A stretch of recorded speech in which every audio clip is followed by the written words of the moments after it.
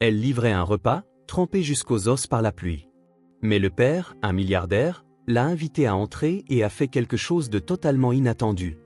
Avant de commencer l'histoire, n'oubliez pas de laisser un like et de vous abonner à la chaîne pour voir plus d'histoires comme celle-ci. La pluie était incessante. Sadie Wilkins pédalait contre le vent, le corps courbé pour tenter de se protéger des grosses gouttes qui lui piquaient le visage comme des aiguilles. Son imperméable jaune au logo délavé de l'application de livraison ne servait plus à rien. Il était trempé et pesait lourd sur ses épaules. Son téléphone vibra dans sa poche. Elle s'arrêta sous un arbre et consulta le message. Délai de livraison dépassé. Le client attend. Sadie soupira. Elle ne pouvait pas se permettre de perdre un autre emploi. Le loyer était dû dans quelques jours. Elle se remit à pédaler, cette fois plus vite. Les maisons devenaient de plus en plus grandes à mesure qu'elle avançait dans le quartier résidentiel. Des pelouses impeccables, des voitures rutilantes, des fenêtres laissant entrevoir des familles réunies dans des salons douillets, un monde qu'elle n'observait que de l'extérieur. 347 Parkview Lane, une maison blanche à 2 étages avec un petit porche. Sadie freina, dérapant dans une flaque d'eau. Elle appuya son vélo contre un arbre et sortit la commande du sac isotherme. Des hamburgers, des frites et des milkshakes. Elle traversa la pelouse en courant, la tête baissée sous la pluie. Quand elle atteignit les marches du porche, elle s'autorisa un soupir de soulagement. Encore une livraison presque terminée. C'est à ce moment-là que tout bascula. La première marche, dangereusement glissante. Sa basket usée glissa. Une seconde de déséquilibre, c'est tout ce qu'il a fallu. Sadie sentit son corps tomber en arrière. Ses bras s'agitèrent dans le vide, cherchant quelque chose à quoi s'agripper là où il n'y avait rien. Le paquet lui échappa des mains. Elle atterrit assise sur la marche, regardant, horrifiée, le désastre se produire sous ses yeux. Les burgers glissèrent hors de leurs emballages, les frites s'éparpillèrent. Le milkshake forma une flaque rose qui se mélangea à l'eau de pluie. Non, non, non, murmura-t-elle pour elle-même. La porte d'entrée s'ouvrit. Un homme apparut, grand, environ 35 ans, avec des cheveux bruns légèrement en désordre. Il regarda Sadie, toujours assise sur la marche, puis la nourriture éparpillée, et de nouveau Sadie. Ce qui surprit la jeune femme, ce n'était pas l'homme lui-même, mais l'absence d'irritation dans son regard. Il n'y avait aucune colère, juste une sorte de curiosité tranquille. C'est alors qu'elle remarqua une deuxième paire d'yeux, partiellement cachés derrière la jambe de l'homme. Une petite fille observait la scène, les cheveux aussi dorés que des rayons de soleil, noués en une tresse lâche. Ses yeux, d'un bleu cristallin, étaient grands et attentifs. Elle ne devait pas avoir plus de 6 ans. « Je suis tellement désolée, monsieur. » Sadie se releva vivement, ignorant la douleur à sa hanche, les joues brûlantes de honte. « J'ai glissé. Je vais appeler le restaurant tout de suite. Ils peuvent envoyer une autre commande sans frais supplémentaires. Je suis vraiment désolée pour le dérangement. » Les mots sortirent presque automatiquement. Elle se prépara à la réaction inévitable, le regard désapprobateur, quelques mots durs, peut-être l'exigence de parler à un superviseur. Mais l'homme se contenta de la regarder. La petite fille fit un pas en avant, toujours partiellement protégée par la présence de son père. Ses yeux balayèrent le désastre au sol, puis se posèrent sur Sadie. « Avez-vous mangé aujourd'hui » La question prit Sadie par surprise. Elle cligna des yeux plusieurs fois, confuse. « Pardon » demanda-t-elle, incertaine d'avoir bien entendu. « Je vous ai demandé si vous aviez mangé aujourd'hui, » répéta-t-il, le ton calme. « Il pleut fort. Vous devez faire des livraisons depuis des heures. » Sadie ouvrit la bouche et la referma, déconcertée. Était-ce une sorte de piège? Une façon de lui faire admettre sa négligence? Elle essaya de se souvenir de la dernière fois qu'elle avait mangé autre chose que ce sandwich rapide au début de son service. Était-ce il y a 10 heures, 12? Ces derniers temps, les jours se confondaient. Commença-t-elle, mais elle s'interrompit.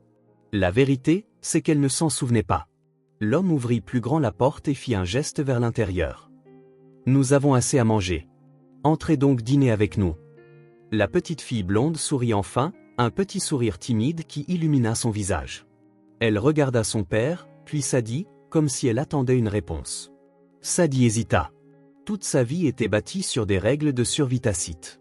Entrer dans la maison d'un inconnu n'en avait jamais fait partie. « Vous n'êtes pas obligé. Je peux commander un autre repas pour vous. » « Et nous ne vous le proposons pas à cause de la nourriture perdue, dit-il en secouant légèrement la tête. Nous vous le proposons parce qu'il pleut, qu'il fait nuit et que personne ne devrait avoir à travailler le ventre vide. La simplicité de l'offre la désarma. Il n'y avait aucun jeu dans ces mots, aucun sens caché, juste une gentillesse pure et simple. Sadie sentit quelque chose d'étrange s'agiter dans sa poitrine. Pas tout à fait de la gratitude, pas encore. Mais peut-être le premier signe que de très vieux murs peuvent se fissurer. Si je revenais avec cette commande, je serais renvoyée, dit-elle finalement, son regard croisant le sien avec une sincérité brute. Merci de ne pas m'avoir fait perdre autre chose aujourd'hui. L'homme hocha simplement la tête et ouvrit la porte encore plus grand. Je m'appelle Miles. Et voici ma fille, June. La petite fille blonde fit un timide signe de la main, ses yeux bleus ne quittant pas le visage de Sadie, comme si elle contemplait un fascinant mystère. Sadie, répondit-elle, hésitant un instant de plus avant d'entrer, laissant la pluie et le froid derrière elle. L'intérieur de la maison était chaleureux, mais remarquablement simple pour la taille de la propriété. Un salon avec des canapés confortables, quelques jouets rangés dans un coin, des livres empilés sur la table basse. Une odeur de cuisine flottait dans l'air. Des macaronis au fromage, identifia Sadie. Le genre d'arôme qui rappelle aux estomacs vides leur existence. Vous pouvez laisser votre manteau là, indiqua Miles en montrant un porte-manteau près de la porte. La salle de bain est la première porte à droite si vous voulez vous sécher le visage. En accrochant son imperméable détrempé, Sadie remarqua que June l'observait avec des yeux curieux. La fillette semblait vouloir dire quelque chose, mais restait silencieuse, se contentant d'étudier la visiteuse inattendue. Je finis de réchauffer le dîner, dit Miles en se dirigeant vers la cuisine. Faites comme chez vous. Dans la petite salle de bain, Sadie fixa son reflet dans le miroir. Ses cheveux blonds, assombris par l'eau, collaient à son visage pâle. Ses yeux clairs étaient fatigués. Depuis combien de temps personne ne l'avait invitée à baisser sa garde? Elle ne s'en souvenait plus. Quand elle retourna au salon, June était assise sur le canapé, feuilletant un livre d'histoire. En voyant Sadie, la fillette sourit de nouveau, cette fois avec plus d'assurance. « Vous aimez les macaronis au fromage ?» demanda Miles depuis la cuisine, sa voix empreinte d'un naturel surprenant, comme si Sadie était une invitée attendue, et non une inconnue trempée qui avait ruiné son dîner. « Oui » répondit-elle, surprise par sa propre voix, plus douce que son ton habituellement défensif. « J'adore ça. » En franchissant ce seuil, Sadie ne savait pas qu'elle entrait dans un lieu qui allait changer sa vie à jamais. Elle ne savait pas que ce simple geste, un dîner offert par une nuit de pluie, serait le début de quelque chose qu'elle n'aurait jamais cru possible pour quelqu'un comme elle. Tout ce qu'elle savait, c'est que pour la première fois depuis longtemps, quelqu'un lui avait ouvert une porte au moment où elle en avait le plus besoin. Et pour une raison qu'elle ne pouvait expliquer, elle avait choisi de la franchir. 2 semaines s'étaient écoulées depuis cette nuit pluvieuse. Sadie pédalait dans les mêmes rues que d'habitude, livrant de la nourriture à des gens qui remarquaient à peine son existence. Le travail était le même, mais quelque chose en elle avait changé. Ce dîner inattendu, la gentillesse de cet homme et le sourire de la petite fille restaient comme une petite lueur dans sa mémoire. L'application vibra dans sa poche. Nouvelle commande. 347 Parkview Lane. Sadie sentit son cœur faire un bond. La maison de Miles et June. Elle n'y était pas retournée depuis cette nuit-là. Elle avait pensé à eux quelquefois, se demandant comment ils allaient, mais elle n'aurait jamais cru les revoir. Le destin, ou peut-être simplement le hasard de l'algorithme de l'application, en avait décidé autrement. Le ciel était clair aujourd'hui, d'un bleu léger qui ressemblait à une peinture. Sadie pédalait sans se presser, profitant du doux soleil de fin d'après-midi qui lui réchauffait le visage. La commande dans le sac isotherme était simple, une pizza moyenne et un soda. En tournant dans Parkview Lane, elle aperçut la maison blanche au petit porche. Elle semblait différente sous la lumière du soleil, plus accueillante, moins imposante. Le jardin de devant avait des fleurs qu'elle n'avait pas remarquées dans l'obscurité de la nuit pluvieuse. Sadie gara son vélo et sortit la commande. Elle monta prudemment les marches, les mêmes sur lesquelles elle avait glissé. Cette fois, elles étaient parfaitement sèches. Elle sonna et attendit, nerveuse, remettant en place une mèche de cheveux blonds qui s'était échappée de son casque. La porte s'ouvrit, mais ce n'était pas Miles qui était là. C'était June, avec ses immenses yeux bleus et ses cheveux blonds attachés en une queue de cheval maladroite. La fillette portait une salopette en jean et un t-shirt jaune avec un dessin de girafe. Un instant, Sadie crut que l'enfant ne se souviendrait pas d'elle. Après tout, ce n'était qu'une seule nuit, il y a des semaines. Mais le visage de June s'illumina d'une reconnaissance immédiate. « C'est toi !» s'exclama-t-elle avec une joie si pure et si sincère qu'elle prit Sadie au dépourvu. Papa! Papa! C'est Sadie! Avant que Sadie ne puisse dire quoi que ce soit, June se précipita en avant et l'enlaça à la taille. Un câlin fort, spontané, du genre que les enfants donnent sans calculer les conséquences ni peser les intentions. Le genre de câlin que Sadie n'avait pas reçu depuis si longtemps qu'elle en avait presque oublié la sensation. « Salut, June », dit Sadie, sa voix s'adoucissant automatiquement. Sa main libre se posa avec hésitation sur les cheveux de la fillette. « Tu es revenu », continua June, levant les yeux sans lâcher la taille de Sadie. « J'avais dit à papa que tu reviendrais. »« Je livre juste une pizza », expliqua Sadie gentiment, brandissant le paquet comme preuve. Miles apparut dans le couloir, venant de ce qui semblait être un bureau au fond de la maison. Il portait un jean et une chemise bleu clair dont il avait retroussé les manches. Il avait l'air plus reposé que la première fois que Sadie l'avait vu. « June, laisse Sadie respirer », dit-il avec un sourire aux lèvres. « Elle travaille. » June relâcha à contre-cœur son étreinte, mais resta aux côtés de Sadie, la regardant comme si elle était un trésor retrouvé. « Une pizza et un soda », dit Sadie en tendant la commande à Miles. « Ponctuel comme toujours », répondit-il en prenant le paquet. Pendant une seconde, ses doigts effleurèrent les siens lors de la passation. Un contact fortuit, sans importance, mais que Sadie ressentit comme un petit courant électrique lui parcourant le bras. « Merci », continua Miles. « Tu veux entrer ? On a assez de pizza. » L'offre la prit au dépourvu. Était-ce une coïncidence ? Une autre soirée, une autre invitation à dîner. « Reste, s'il te plaît », supplia June en tirant sur le bas de la veste de Sadie. « Je veux te montrer mes dessins. » Sadie hésita, jetant un coup d'œil à sa montre. Elle avait encore 2 livraisons à faire, et son superviseur surveillait déjà ses temps de près. Mais il y avait quelque chose dans les yeux pleins d'espoir de June, dans cette maison accueillante, qui rendait difficile de dire non. Juste quelques minutes, céda-t-elle, se laissant entraîner à l'intérieur par la petite main insistante de June. La maison semblait plus lumineuse et aérée en plein jour. Des rideaux clairs dansaient avec la brise qui entrait par les fenêtres ouvertes. Dans le salon, les mêmes canapés confortables, mais Sadie remarqua maintenant des détails qu'elle avait manqués lors de sa première visite. Des photos encadrées de June à différents âges, des étagères avec des livres pour enfants et quelques jouets rangés dans des boîtes colorées. « Regarde », dit June en courant vers une petite table dans un coin de la pièce et en revenant avec plusieurs feuilles de papier. « Ça, c'est moi qui t'ai dessiné. » Sadie prit le dessin. C'était un bonhomme allumette avec de longs cheveux jaunes, debout à côté d'une silhouette plus petite, également avec des cheveux jaunes. Elles tenaient toutes les deux ce qui ressemblait à une assiette. « C'est nous qui mangeons des macaronis au fromage », expliqua June, fière. « Et ça, c'est papa. » Elle montra du doigt un 3e bonhomme allumette, plus grand avec des cheveux bruns. « C'est magnifique, June », dit Sadie, sincèrement touchée. Elle n'avait jamais été le sujet d'un dessin d'enfant auparavant. « J'en ai d'autres », annonça June en étalant plusieurs autres dessins. « Ça, c'est au parc. Ça, c'est l'école.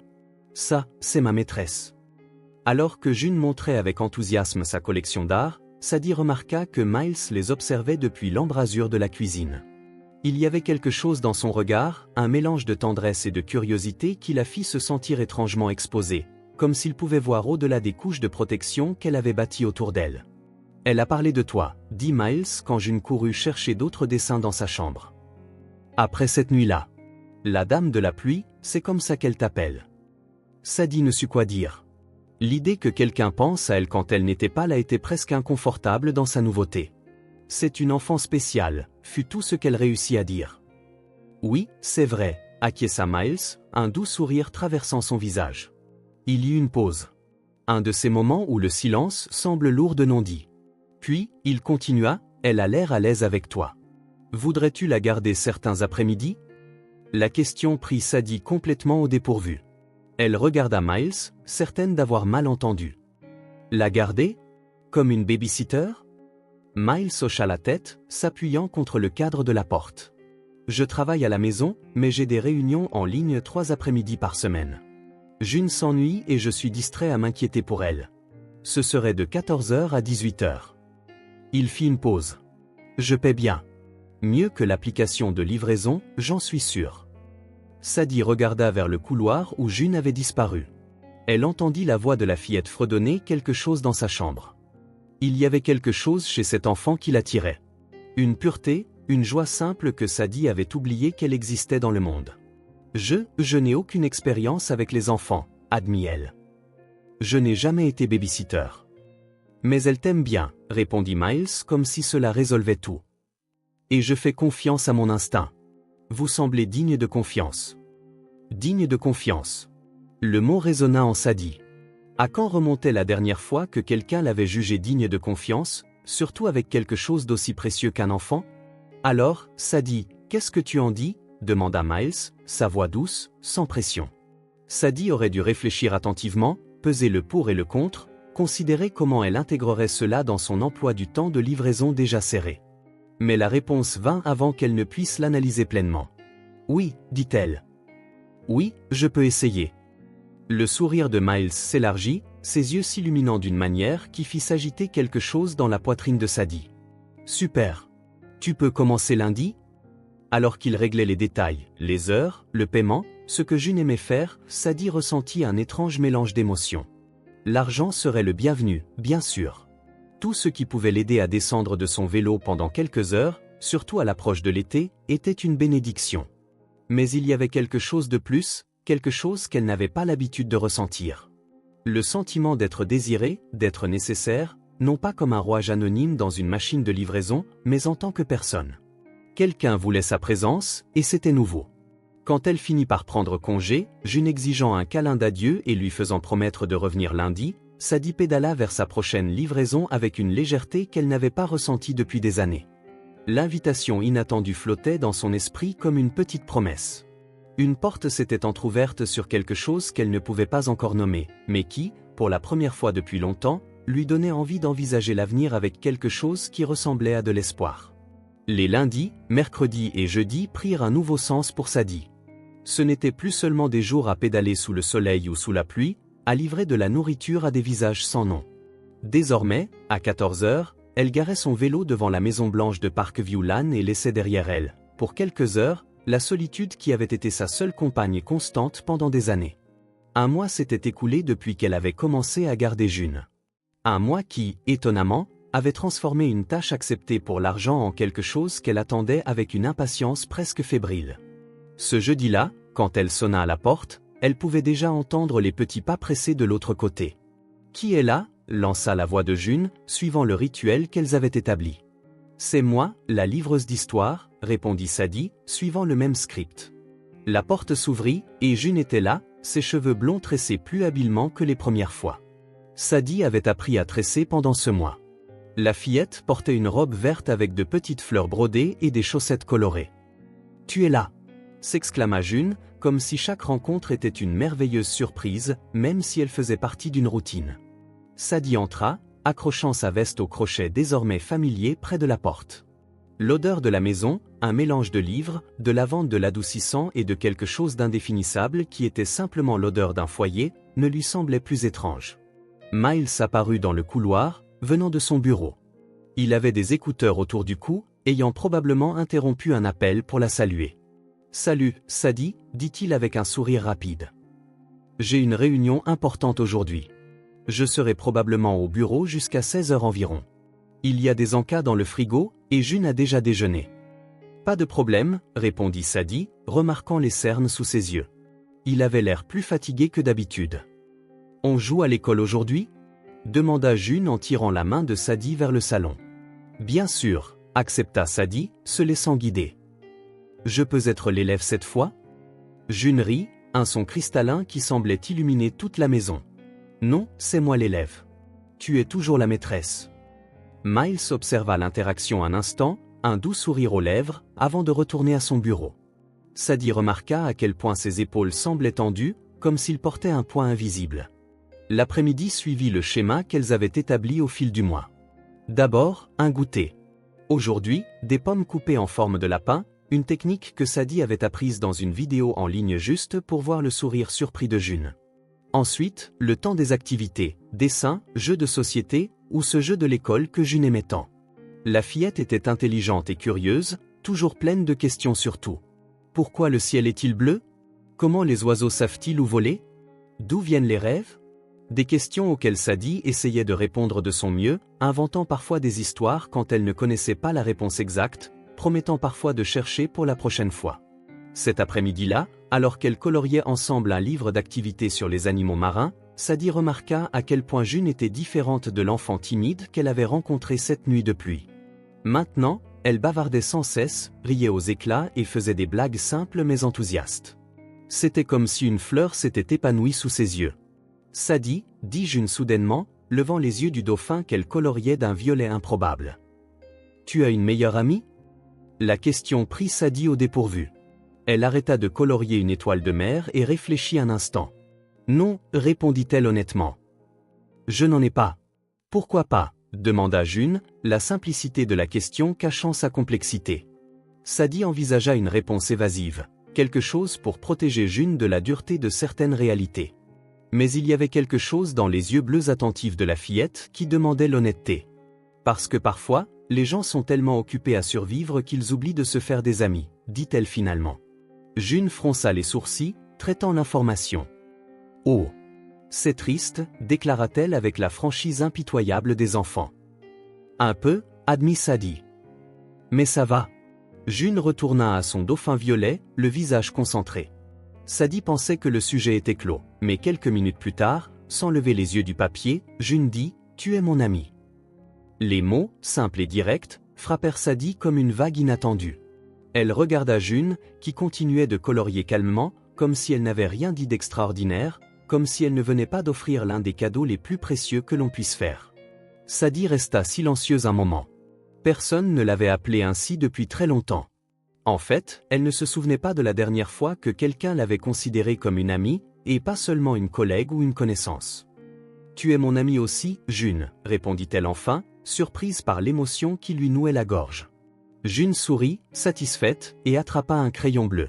« Je sais, dit-elle simplement. » Ce soir-là, après que Miles soit rentré du bureau et que June lui ait fièrement montré tous les dessins qu'elles avaient faits pendant l'après-midi, Sadie s'apprêtait à partir quand elle remarqua quelque chose.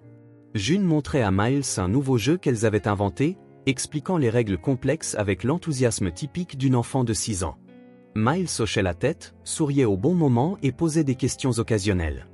Mais ses yeux, Sadie le voyait clairement, étaient distants, comme si une partie de lui était coincée ailleurs, dans un problème non résolu ou une inquiétude persistante.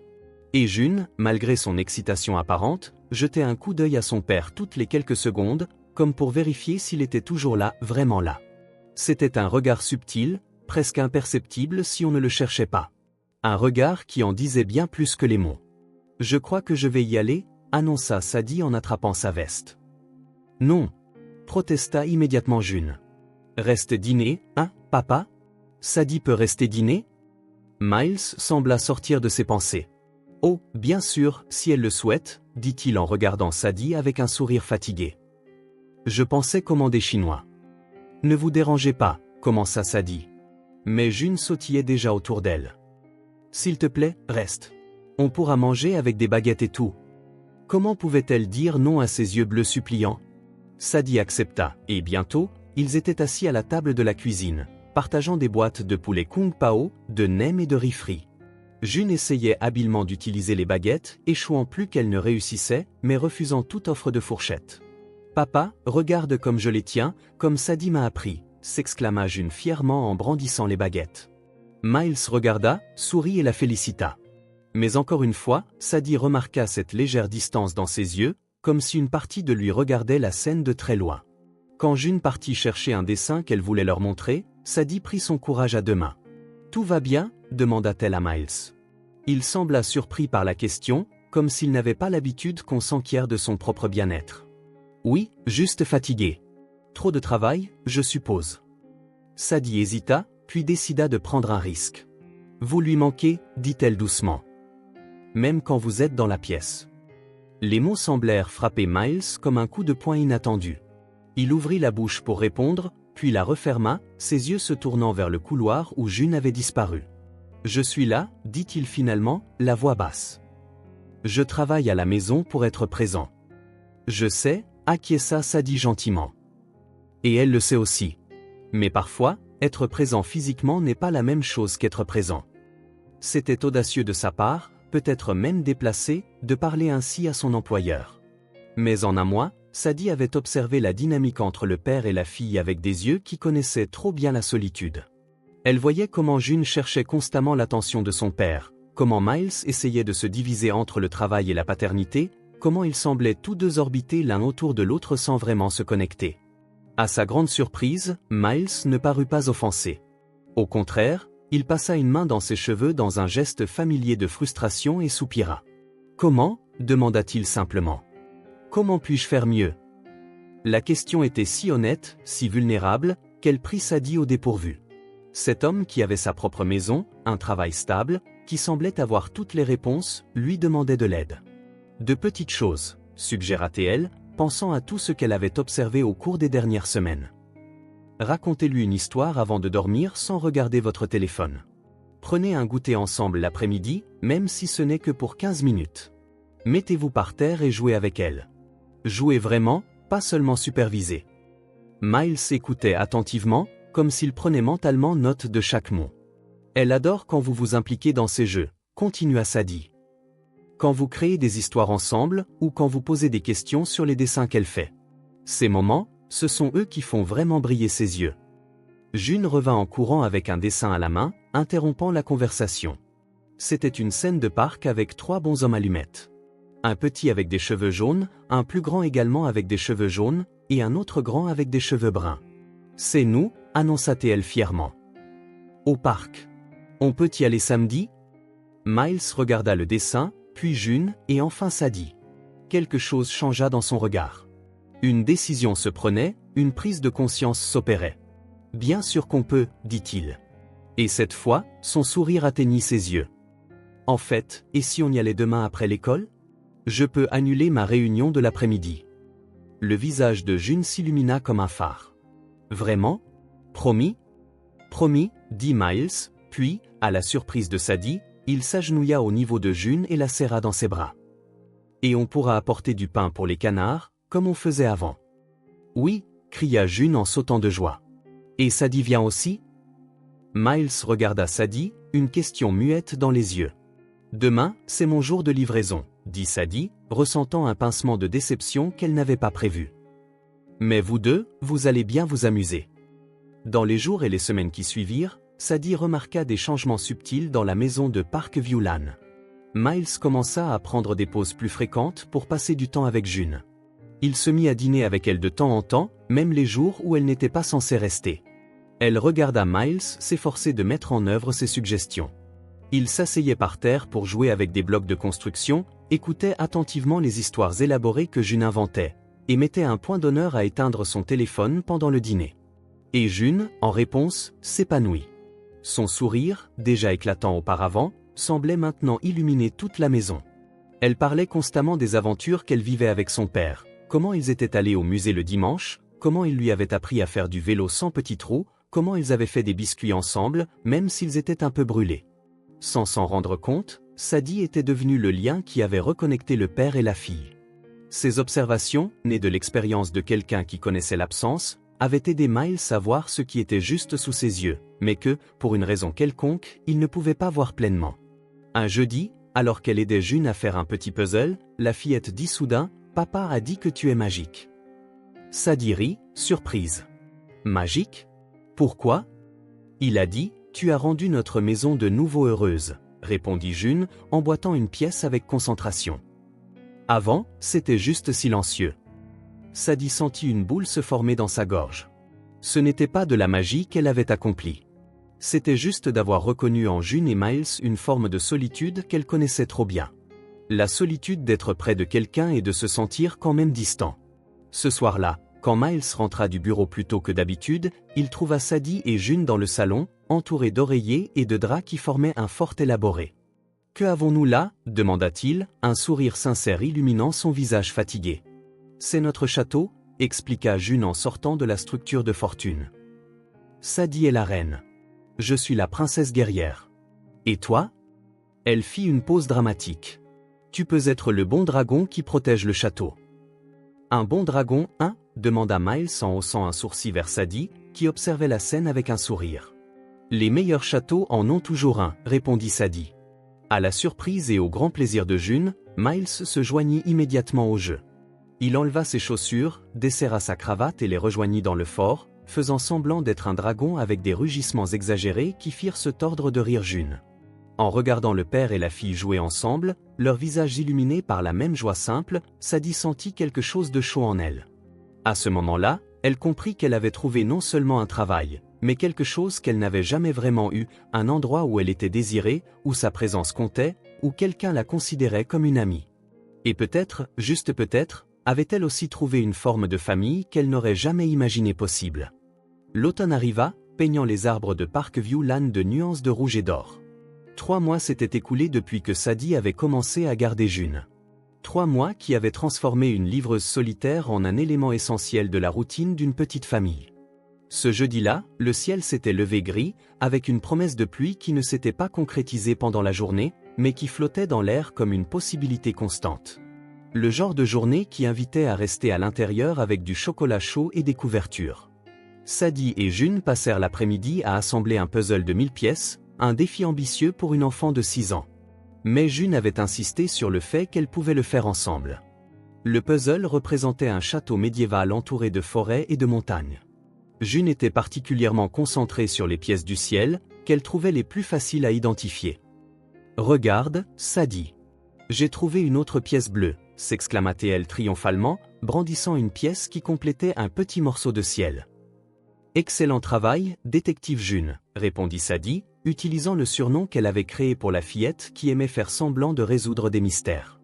Miles apparut à la porte du salon, les observant en silence un instant.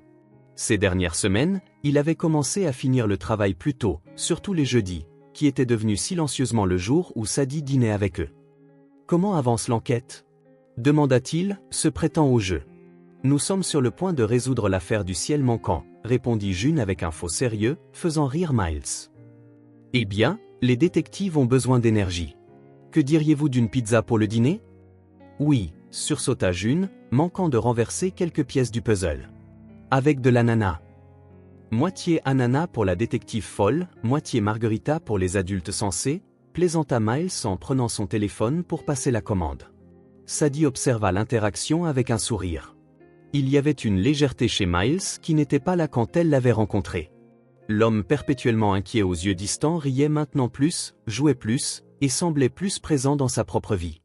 La pizza arriva, et ils s'installèrent tous les trois à la table de la cuisine.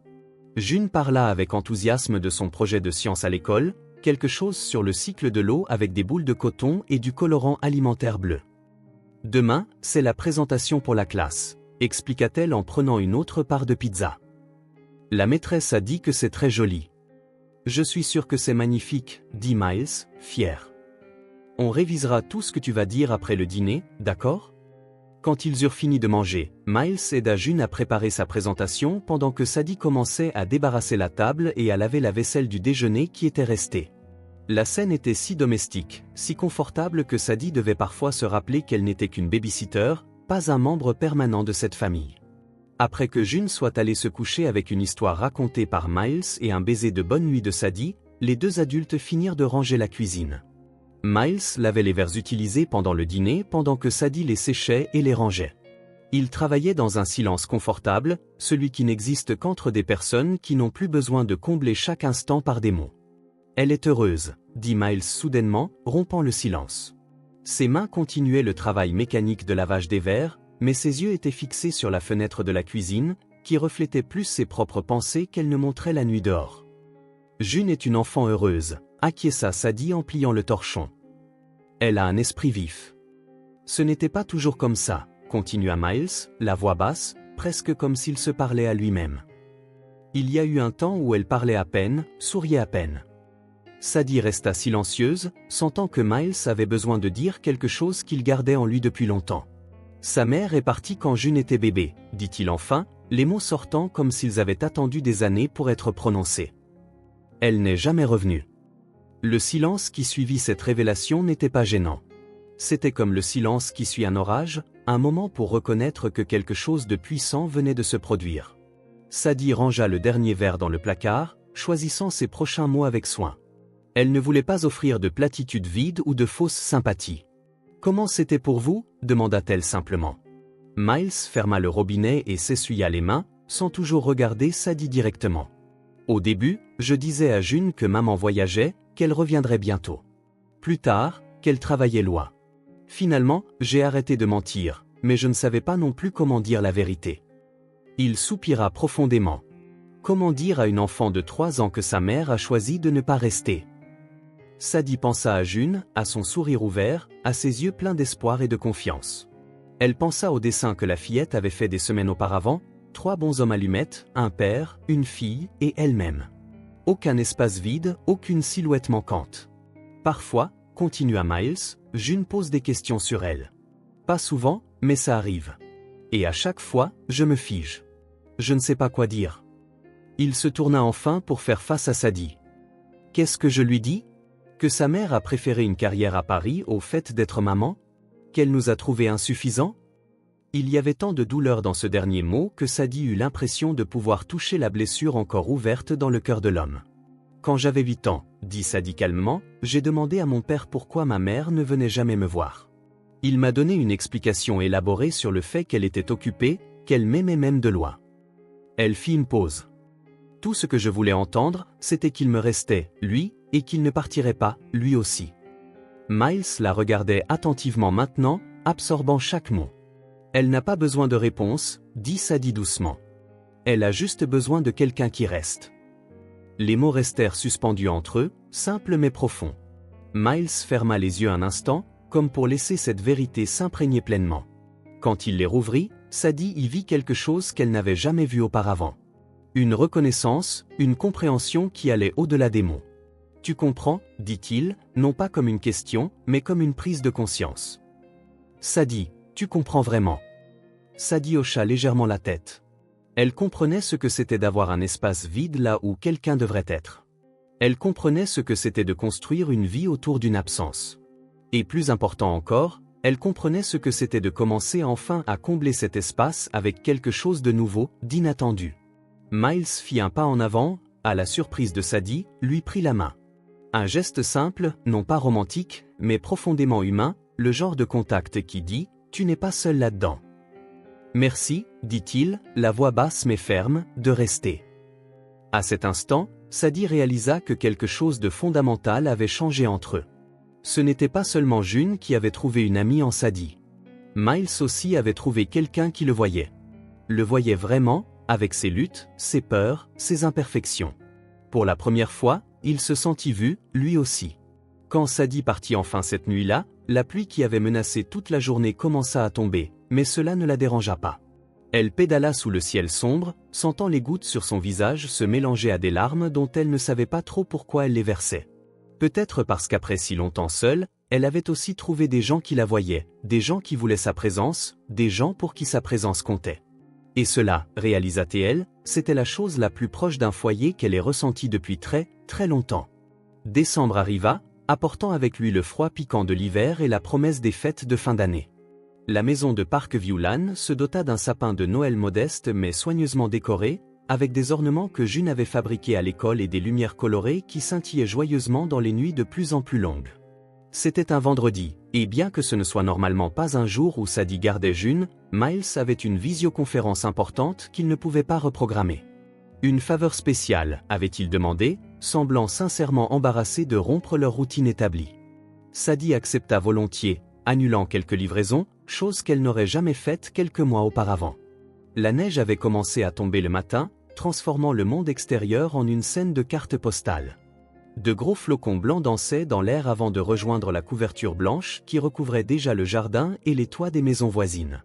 Sadie et June regardaient la neige depuis la fenêtre du salon, leur souffle embuant la vitre. « On pourra faire un bonhomme de neige plus tard » demanda June, ses yeux bleus pétillants d'anticipation. « Si la neige se calme un peu, oui, répondit Sadie. Mais elle tombe très fort en ce moment. Et si on dessinait en attendant » June accepta avec enthousiasme. Le dessin était l'une de ses activités préférées, surtout avec Sadie, qui, contrairement à beaucoup d'adultes, prenait ses créations artistiques au sérieux et posait toujours des questions sur chaque détail. Ils étalèrent du papier et des crayons de couleur sur la table basse du salon. June décida de dessiner sa maison sous la neige, avec des bonshommes allumettes la représentant, elle, son père, et bien sûr, Sadie, en train de construire un bonhomme de neige dans le jardin. Sadie, de son côté, dessina une scène de forêt enneigée avec un renard roux, l'animal préféré de June, marchant entre les arbres.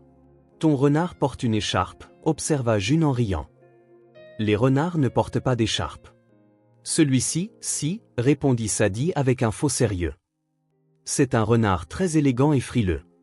June rit encore plus fort, un son cristallin qui remplit la pièce d'une joie presque tangible.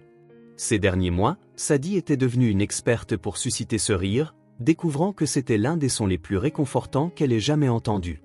Regarde, je t'ai faite avec des cheveux super longs. June montra son dessin où la silhouette représentant Sadie avait des lignes jaunes qui descendaient presque jusqu'au sol. Waouh, il va falloir que je me laisse beaucoup pousser les cheveux pour qu'ils soient aussi longs, plaisanta Sadie en touchant ses propres mèches blondes qui dépassaient à peine ses épaules.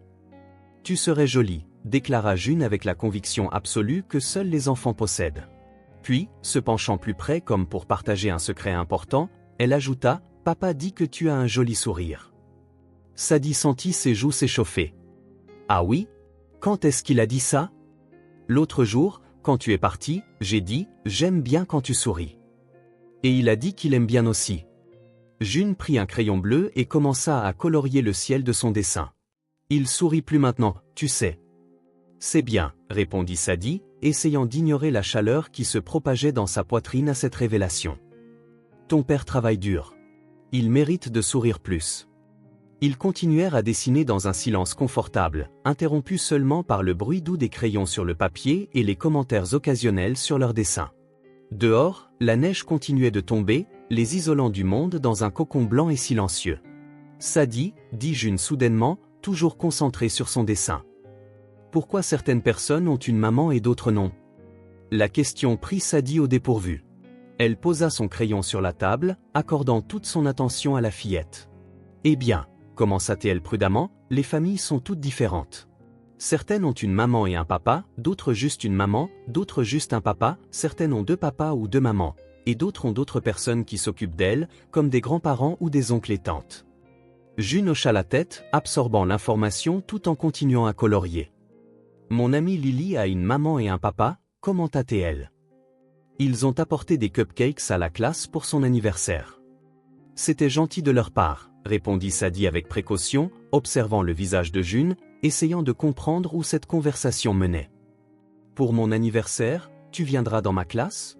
Demanda June en levant les yeux pour la première fois. Si ton père le veut, et que l'école le permet, bien sûr que je viendrai, promit Sadie. June sourit, satisfaite de la réponse, et retourna à son dessin. Quelques minutes de plus passèrent en silence. Sadie commença à se détendre, pensant que la conversation sur les mères était terminée. Sadie, appela de nouveau June, cette fois en lâchant son crayon et en la regardant directement. Il y avait une intensité dans ses yeux bleus qui semblait bien plus âgée que ses 6 ans. « Tu es mon amie, mais tu pourrais être ma maman. » Le temps sembla se figer. Les mots flottaient dans l'air entre elles, immenses et impossibles à ignorer. Sadie sentit tout l'oxygène se vider de la pièce. Silence. Que répond-on à une chose pareille? Comment réagir quand un enfant vous offre si simplement et directement quelque chose d'aussi profondément significatif? Sadie sourit. Un sourire discret, retenu.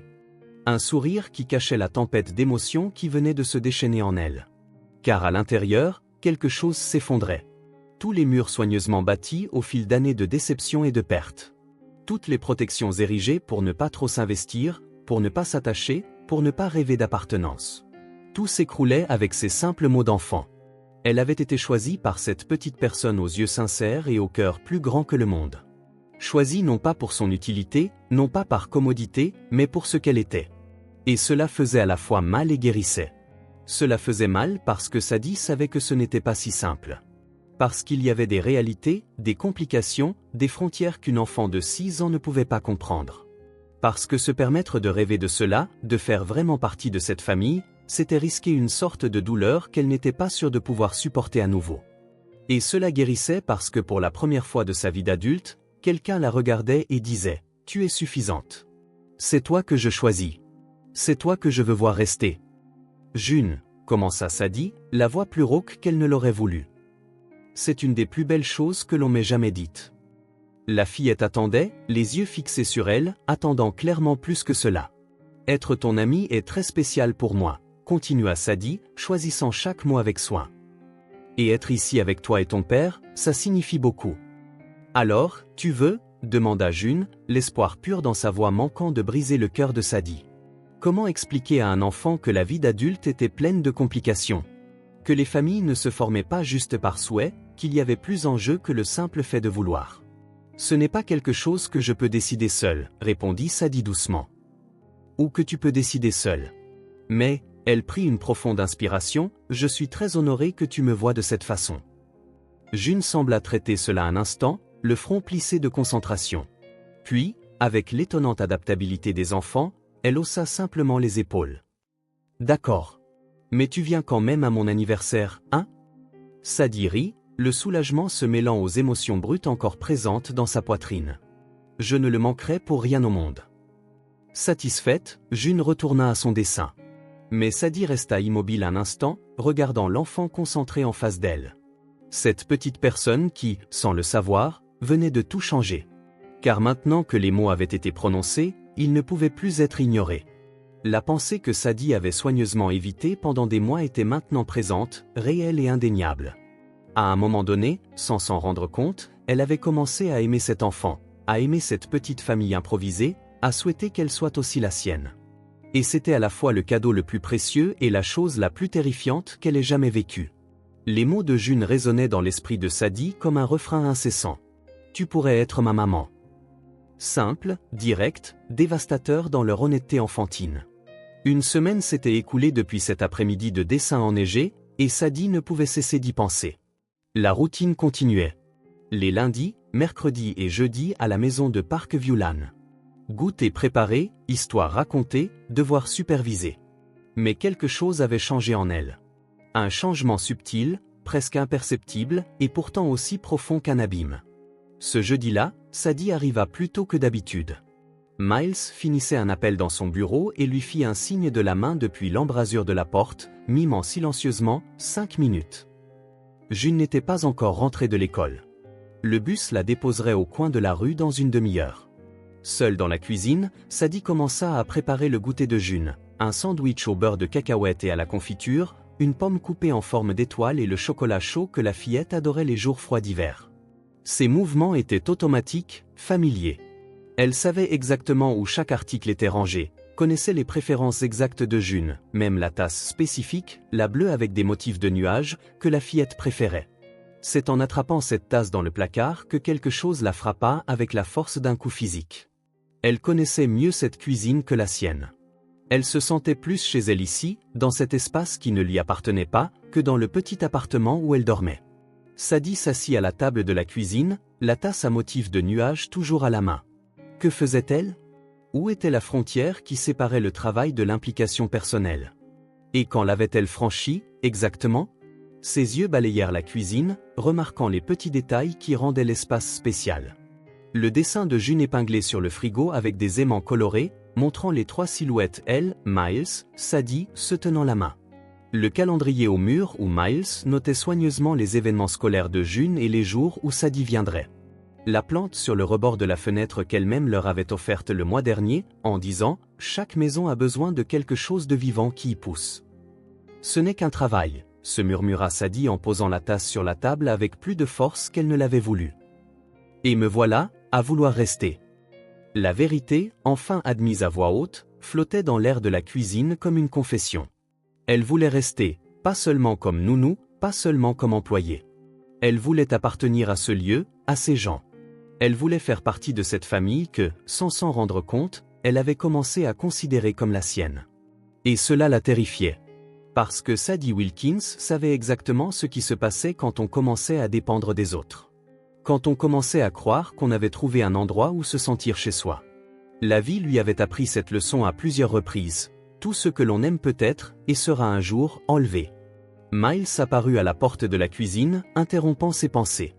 Il souriait, ce sourire chaleureux qui était devenu plus fréquent et moins fatigué ces derniers mois. « Désolé pour ça, dit-il, faisant référence à l'appel. Comment s'est passée ta journée ? Une question simple, décontractée. Le genre de question que les gens qui tiennent les uns aux autres se posent, le genre de question qui vous fait vous sentir vu. Calme, répondit Sadie en forçant un sourire. Juste quelques livraisons ce matin. Miles s'approcha, se versant un café. Il y avait une aisance dans la façon dont il se déplaçait dans le même espace, une chorégraphie non répétée de deux personnes habituées à la présence de l'autre. June n'arrête pas de parler du festival d'hiver de l'école, commenta-t-il en s'asseyant à la table en face de Sadie. Apparemment, tu lui as promis de l'aider à faire des flocons de neige en papier pour décorer la classe.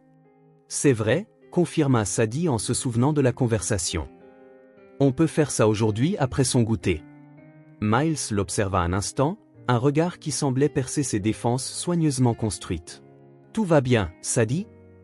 La question l'a pris au dépourvu. C'était si simple, si direct, et si difficile de répondre honnêtement. Bien sûr, dit-elle rapidement. Juste un peu fatigué. Miles hocha la tête, bien que ses yeux disent qu'il n'était pas complètement convaincu. Il y eut un moment de silence entre eux, pas inconfortable, mais chargé de non-dits. Tu sais, commença-t-il avec hésitation. Je pensais. Noël approche, et June et moi, on fait généralement juste quelque chose de simple, juste nous deux. Mais cette année, je me disais que peut-être. Le bruit du bus scolaire s'arrêtant au coin de la rue interrompit ce que Miles était sur le point de dire. Quelques instants plus tard, ils entendirent la porte d'entrée s'ouvrir et les pas pressés de June dans le couloir. Je suis rentré, annonça-t-elle, faisant irruption dans la cuisine comme un petit ouragan d'énergie. En voyant Sadie, son visage s'illumina de ce sourire qui faisait que tout en valait la peine. Sadie, tu es déjà là. Et puis elle était là, serrant Sadie dans ses bras avec cette intensité totale que seuls les enfants peuvent avoir, comme si chaque retrouvaille était précieuse et longuement attendue. Sadie rendit l'étreinte automatiquement, sentant la chaleur de ce petit corps contre le sien, l'odeur de shampoing pour enfants et d'air froid d'hiver dans les cheveux blonds. Et ce fut comme si quelque chose en elle se brisait complètement.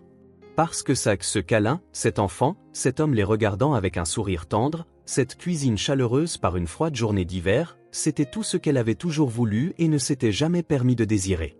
C'était la définition parfaite du foyer, et c'était une illusion. On fait des flocons de neige aujourd'hui ? Demanda June en se reculant pour regarder Sadie avec attente dans ses yeux bleus. Les mêmes yeux qui, une semaine auparavant, avaient dit qu'ils voulaient qu'elle soit leur mère. Bien sûr, répondit Sadie, gardant le sourire sur son visage par pure volonté. Après ton goûter. L'après-midi se déroula comme tant d'autres auparavant. Goûter, devoir, bricolage en papier, rire, conversation, moment de concentration silencieuse. Pour tout observateur, cela aurait été une scène parfaitement normale, voire chaleureuse. Mais à l'intérieur de Sadie, une tempête se préparait. Chaque rire de June, chaque regard doux de Miles, chaque moment d'appartenance faisait mal comme une blessure ouverte. Parce qu'elle savait que ce n'était pas réel. Ça ne pouvait pas l'être. Il n'était pas sa famille. Ce n'était pas sa maison. Elle n'était qu'une babysitter, une employée, une personne de passage dans leur vie. Et plus elle se permettait de croire le contraire, plus la fin, inévitable, serait dévastatrice. Quand la nuit tomba et que Miles suggéra qu'elle reste pour le dîner, ce qui était devenu presque une tradition le jeudi, Sadie refusa, prétextant un mal de tête qui n'était pas entièrement inventé. « Tu es sûr ?» demanda Miles, l'inquiétude évidente sur son visage. « Je peux te faire un thé. »« Ça va » l'interrompit Sadie, plus sèchement qu'elle ne l'avait voulu. Adoucissant son ton, elle ajouta « J'ai juste besoin de me reposer un peu. On se voit lundi. » Le câlin d'adieu de June fut particulièrement serré ce soir-là, comme si la fillette sentait que quelque chose n'allait pas. « Tu promets que tu reviendras ?» demanda-t-elle en levant les yeux vers Sadie, des yeux qui semblaient voir trop de choses. « Bien sûr, » répondit Sadie, forçant un sourire qui n'atteignit pas ses yeux. Lundi, comme d'habitude. Mais en pédalant vers son appartement vide cette nuit-là, Sadie savait qu'elle mentait. Le week-end fut une torture d'indécision. Sadie oscillait entre des moments de détermination que ce n'était qu'un travail, elle en trouverait un autre et des moments de faiblesse où elle prenait son téléphone pour envoyer un message à Miles, pour dire que tout allait bien, qu'elle les verrait lundi. Mais la vérité qu'elle admit finalement à elle-même le dimanche soir, c'est qu'elle avait peur. Peur de trop vouloir, de trop espérer, de trop ressentir. Peur de croire qu'elle pouvait vraiment avoir une place dans cette famille, pour ensuite découvrir qu'elle avait tort. Il valait mieux partir maintenant, de son propre choix, que d'attendre qu'il n'y ait plus de place pour elle. Le lundi matin, Sadie se réveilla avant l'aube. Avec des mouvements méthodiques, presque mécaniques, elle prépara son petit sac à dos avec les quelques affaires qui comptaient. Elle quitta l'appartement sans se retourner, la clé sur la table à côté du loyer du mois. Elle pédala jusqu'à Parkview Lane une dernière fois, mais bien plus tôt que d'habitude, quand elle savait que la maison serait encore silencieuse, ses occupants probablement encore endormis. Elle sortit de sa poche l'enveloppe qu'elle avait préparée. À l'intérieur, en plus du bref mot, se trouvait le salaire de la semaine précédente que Miles lui avait donné. Elle ne pouvait pas l'accepter, pas après leur avoir fait ça. Elle hésita un long moment avant de glisser l'enveloppe sous la porte. C'était plus que ce que j'aurais jamais cru avoir. Et c'est pour ça que je dois partir. Des mots insuffisants pour expliquer tout ce qu'elle ressentait, tout ce qu'elle craignait. Mais c'étaient les seuls qu'elle avait réussi à écrire. Ce même matin, quand Miles descendit et trouva l'enveloppe, il sut instantanément. Une partie de lui s'y attendait peut-être, le craignait. Les gens qui ont passé leur vie à perdre des choses développent un sixième sens pour l'abandon. Il ouvrit l'enveloppe avec des doigts tremblants, lut les quelques mots écrits de cette écriture désormais familière. La douleur fut immédiate et intense, comme un coup de poing dans le ventre. Pas seulement pour lui, mais surtout pour ce qu'il devrait dire à June. Comment expliquer à une enfant de 6 ans qui avait déjà perdu une mère que la personne en qui elle avait commencé à avoir confiance, à qui elle avait offert son cœur, était également partie? Quand June descendit pour le petit déjeuner, Miles essaya de trouver les bons mots. Les mots doux. Mais il n'y a pas de mots doux pour l'abandon. Sadie ne viendra plus, ma chérie, dit-il finalement, le cœur brisé en voyant les yeux de sa fille se remplir de confusion, puis de compréhension, et enfin d'une douleur bien trop adulte pour une si petite enfant. Elle avait promis, murmura June, les larmes commençant à couler sur ses joues. Elle avait promis de revenir. Miles la serra dans ses bras, la tenant pendant qu'elle pleurait, se sentant complètement impuissant. Quelles assurances pouvait-il offrir à sa fille quand la vie venait de lui montrer, pour la deuxième fois, que les gens s'en vont, tout simplement? Les jours qui suivirent furent silencieux, lourds. June redevint l'enfant calme et renfermé qu'elle était avant que Sadie n'entre dans leur vie. Elle mangeait peu, parlait encore moins. À l'école, sa maîtresse appela, inquiète du changement soudain de comportement. Miles essaya d'avancer, engagea une autre babysitter, une femme plus âgée, compétente et gentille. Mais la maison semblait creuse, vide d'une manière qui n'avait rien à voir avec l'espace physique et tout à voir avec l'absence d'un rire spécifique, d'une paire d'yeux clairs, d'une présence qui, sans qu'il s'en rende compte, était devenue essentielle. C'est 2 semaines plus tard que Miles trouva le dessin. Il rangeait la chambre de June, remettant en place des jouets éparpillés, quand il vit un morceau de papier soigneusement plié sur son bureau. Normalement, il n'aurait pas regardé, respectant l'intimité de sa fille, même à son jeune âge. Mais quelque chose, l'instinct peut-être, le poussa à ouvrir le papier. C'était un simple dessin fait au crayon de couleur. 3 bonshommes allumettes se tenant la main, un petit avec des cheveux jaunes, un plus grand avec des cheveux bruns et entre eux, une silhouette de taille moyenne avec des cheveux jaunes. En dessous, de l'écriture soignée mais encore maladroite d'un enfant qui apprend à écrire, il était dit « Mon ami, presque maman ». Miles s'assit sur le lit de June, le dessin tremblant dans ses mains. Une vague d'émotion le submergea, tristesse, regret, et enfin une clarté qu'il n'avait pas ressentie depuis longtemps. Parce qu'à cet instant, en regardant le dessin innocent de sa fille, Miles comprit ce qu'il n'avait pas dit, ce qu'il aurait dû dire. Il comprit que Sadie n'était pas seulement la babysitter de June ou une présence réconfortante dans leur vie. Elle était devenue une partie d'eux, une partie de la définition de la famille qu'ils étaient en train de reconstruire.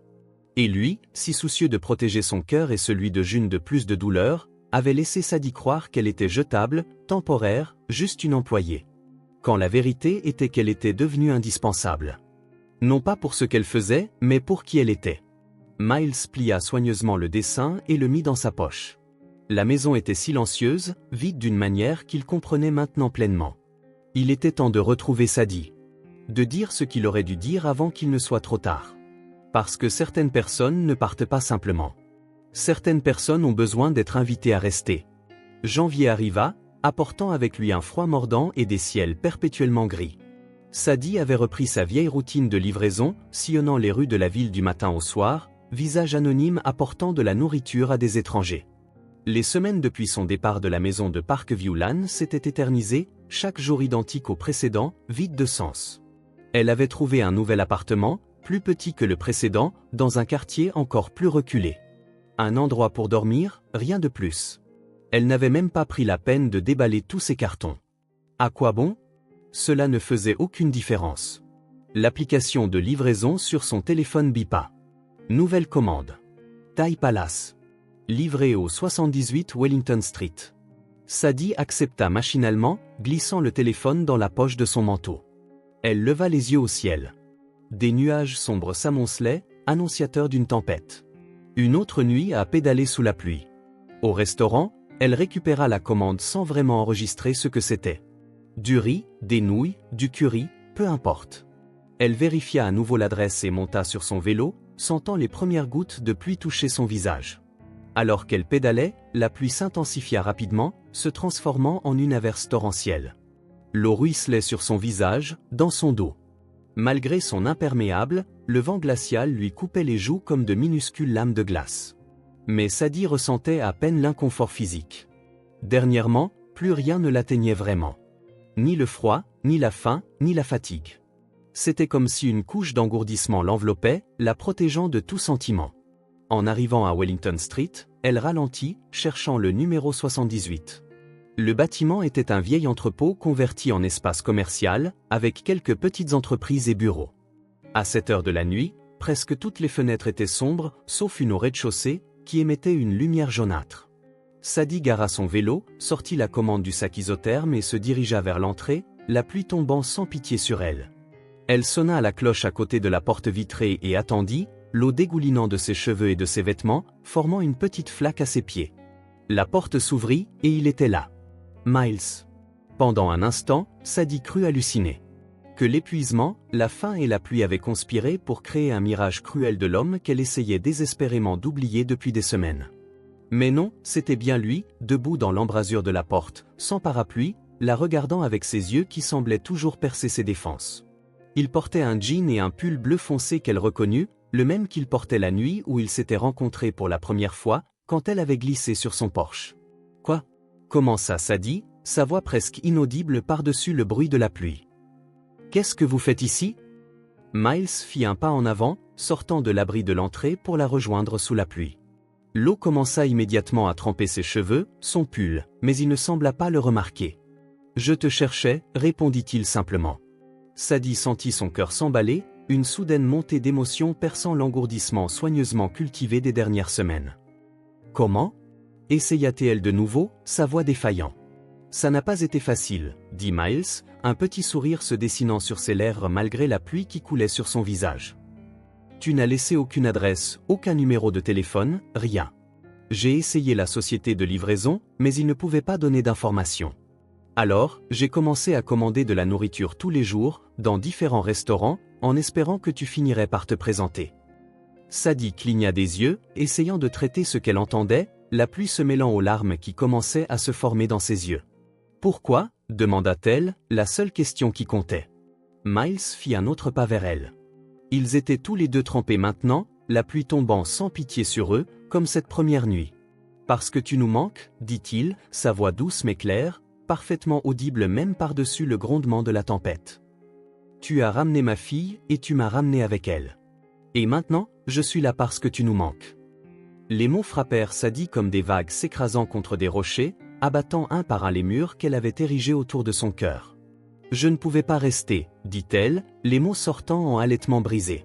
« C'était trop ?» « June, elle m'a demandé, et je voulais tellement dire oui. »« Je sais » acquiesça Miles, la compréhension dans ses yeux presque douloureuse à voir. « Elle m'a dit qu'elle t'avait demandé d'être sa mère. » Sadie ferma les yeux un instant, sentant la pluie sur son visage se mélanger aux larmes qui coulaient maintenant librement. « Je ne pouvais pas, » répéta-t-elle en ouvrant les yeux pour faire face à Miles. « Ce n'était pas ma place. Ce n'était pas mon droit. »« Et si c'était le cas ?» demanda Miles, sa voix si basse que Sadie faillit ne pas l'entendre. « Et si ça pouvait l'être ?» Quelque chose se brisa en Sadie à cet instant. Un barrage d'émotions retenues pendant des années, pendant toute une vie de perte et de solitude. Soudain, là, sur le trottoir, sous la pluie battante, elle pleurait vraiment. Pas des larmes silencieuses, mais des sanglots qui secouaient tout son corps. Miles fit le dernier pas qui les séparait, sans hésiter, l'enveloppa dans ses bras. Sadie se laissa prendre, la chaleur de son corps contrastant avec le froid de la pluie, créant une petite île de réconfort au milieu de la tempête. « J'ai peur » avoua-t-elle contre son épaule, les mots presque avalés par ses sanglots. « J'ai si peur. » « De quoi » demanda Miles, sa voix douce près de son oreille. Juste un peu fatigué.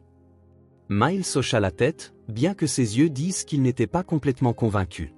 Il y eut un moment de silence entre eux, pas inconfortable, mais chargé de non-dits. Tu sais, commença-t-il avec hésitation. Je pensais. Noël approche, et June et moi, on fait généralement juste quelque chose de simple, juste nous deux. Mais cette année, je me disais que peut-être. Le bruit du bus scolaire s'arrêtant au coin de la rue interrompit ce que Miles était sur le point de dire. Quelques instants plus tard, ils entendirent la porte d'entrée s'ouvrir et les pas pressés de June dans le couloir. Je suis rentré, annonça-t-elle, faisant irruption dans la cuisine comme un petit ouragan d'énergie. En voyant Sadie, son visage s'illumina de ce sourire qui faisait que tout en valait la peine. Sadie, tu es déjà là. Et puis elle était là, serrant Sadie dans ses bras avec cette intensité totale que seuls les enfants peuvent avoir, comme si chaque retrouvaille était précieuse et longuement attendue. Sadie rendit l'étreinte automatiquement, sentant la chaleur de ce petit corps contre le sien, l'odeur de shampoing pour enfants et d'air froid d'hiver dans les cheveux blonds. Et ce fut comme si quelque chose en elle se brisait complètement. Parce que ce câlin, cet enfant, cet homme les regardant avec un sourire tendre, cette cuisine chaleureuse par une froide journée d'hiver, c'était tout ce qu'elle avait toujours voulu et ne s'était jamais permis de désirer.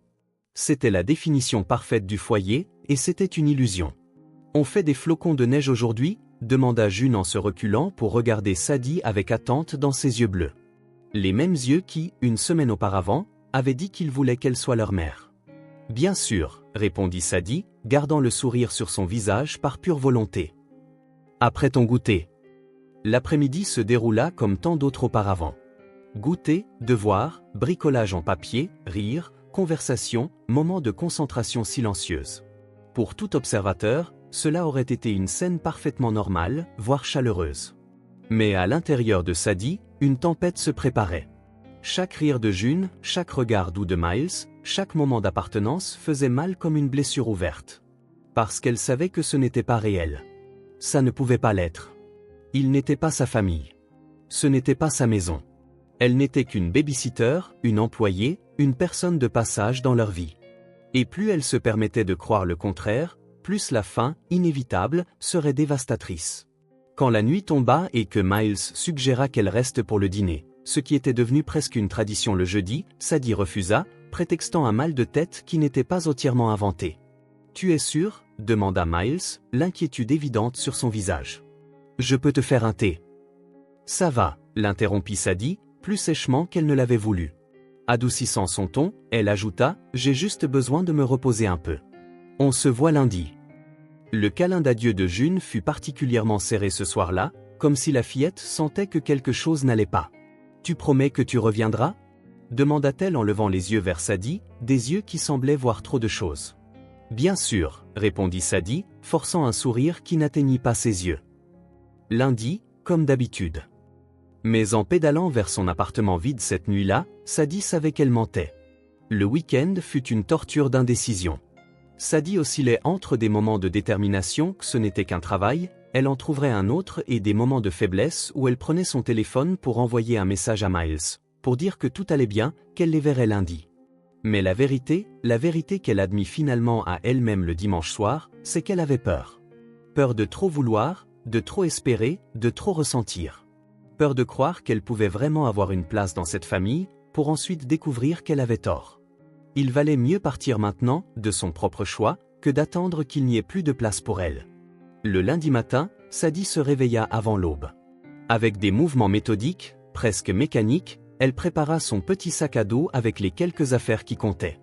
Elle quitta l'appartement sans se retourner, la clé sur la table à côté du loyer du mois. Elle pédala jusqu'à Parkview Lane une dernière fois, mais bien plus tôt que d'habitude, quand elle savait que la maison serait encore silencieuse, ses occupants probablement encore endormis. Elle sortit de sa poche l'enveloppe qu'elle avait préparée. À l'intérieur, en plus du bref mot, se trouvait le salaire de la semaine précédente que Miles lui avait donné. Elle ne pouvait pas l'accepter, pas après leur avoir fait ça. Elle hésita un long moment avant de glisser l'enveloppe sous la porte. C'était plus que ce que j'aurais jamais cru avoir. Et c'est pour ça que je dois partir. Des mots insuffisants pour expliquer tout ce qu'elle ressentait, tout ce qu'elle craignait. Mais c'étaient les seuls qu'elle avait réussi à écrire.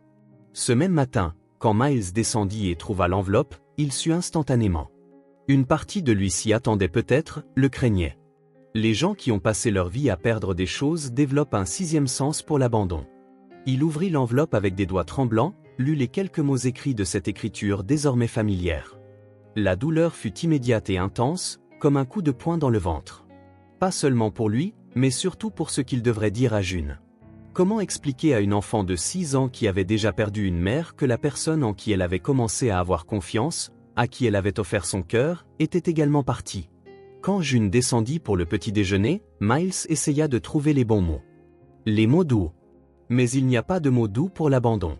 Sadie ne viendra plus, ma chérie, dit-il finalement, le cœur brisé en voyant les yeux de sa fille se remplir de confusion, puis de compréhension, et enfin d'une douleur bien trop adulte pour une si petite enfant. Elle avait promis, murmura June, les larmes commençant à couler sur ses joues. Elle avait promis de revenir. Miles la serra dans ses bras, la tenant pendant qu'elle pleurait, se sentant complètement impuissant. Quelles assurances pouvait-il offrir à sa fille quand la vie venait de lui montrer, pour la deuxième fois, que les gens s'en vont, tout simplement? Les jours qui suivirent furent silencieux, lourds. June redevint l'enfant calme et renfermé qu'elle était avant que Sadie n'entre dans leur vie. Elle mangeait peu, parlait encore moins. À l'école, sa maîtresse appela, inquiète du changement soudain de comportement. Miles essaya d'avancer, engagea une autre babysitter, une femme plus âgée, compétente et gentille. Mais la maison semblait creuse, vide d'une manière qui n'avait rien à voir avec l'espace physique et tout à voir avec l'absence d'un rire spécifique, d'une paire d'yeux clairs, d'une présence qui, sans qu'il s'en rende compte, était devenue essentielle. C'est 2 semaines plus tard que Miles trouva le dessin. Il rangeait la chambre de June, remettant en place des jouets éparpillés, quand il vit un morceau de papier soigneusement plié sur son bureau. Normalement, il n'aurait pas regardé, respectant l'intimité de sa fille, même à son jeune âge. De trop vouloir? De croire que je peux avoir ça, une famille. Sadie se recula légèrement, juste assez pour le regarder dans les yeux. J'ai toujours rêvé d'être mère. Mais je ne l'ai jamais dit à personne. Mes parents sont morts quand j'avais 13 ans. Depuis, c'est juste moi contre le monde. Pour la première fois, elle racontait son histoire à voix haute. Les mots qu'elle avait gardés si profondément enfouis en elle qu'elle les avait presque oubliés. Je suis passée de foyer d'accueil en foyer d'accueil jusqu'à mes 18 ans, continua-t-elle, les mots coulant maintenant comme la pluie elle-même. Personne ne garde longtemps les adolescents à problème. J'ai appris à ne pas m'attacher, à ne rien attendre. Et puis vous deux, vous êtes arrivés. Miles l'écoutait en silence, ses yeux ne quittant jamais les siens, même si l'eau ruisselait entre eux. June m'a regardé comme si j'étais quelqu'un d'important, continua Sadie. Comme si j'avais ma place là-bas. Et j'ai commencé à y croire. J'ai commencé à le vouloir. Et ça m'a terrifié. Alors tu as fui, compléta Miles, non pas comme une accusation, mais comme une compréhension. Avant que vous ne réalisiez que vous n'aviez pas besoin de moi, confirma Sadie, sa voix maintenant presque un murmure. Avant que je doive entendre que je n'étais qu'une nounou, juste quelqu'un de passage dans vos vies. Miles leva une main vers son visage, écartant doucement les cheveux mouillés qui collaient à ses joues. Sadie, dit-il, son nom dans sa voix sonnant comme quelque chose de précieux. Tu n'es pas quelqu'un de passage dans nos vies. Tu en fais partie maintenant. June n'est pas la seule à qui tu manques. Tu me manques aussi. Quelque chose dans la façon dont il dit ces mots, dans la façon dont ses yeux soutinrent les siens, fit Sadie retenir son souffle. La maison est vide sans toi, continua Miles. Pas seulement parce qu'il n'y a personne pour garder June, mais parce que toi, tu as ramené la vie dans cet endroit. Pour nous deux. Sadie voulait le croire. Elle voulait tellement le croire que ça en faisait mal. June n'arrête pas de demander après toi, dit-il. Elle garde tous les dessins que vous avez faits ensemble. Elle refuse que quiconque s'assoie à ta place à table. Et moi? Miles hésita, et pendant un instant, Sadie vit en lui la même vulnérabilité qu'elle ressentait en elle-même. J'ai réalisé quelque chose quand tu es parti, continua-t-il enfin. J'ai réalisé que ce n'était pas seulement June qui s'attachait à toi. C'était moi aussi. Et pas seulement comme quelqu'un qui s'occupe de ma fille, mais comme quelqu'un que je veux dans ma vie. Dans notre vie. La pluie continuait de tomber autour d'eux, mais Sadie la remarquait à peine maintenant.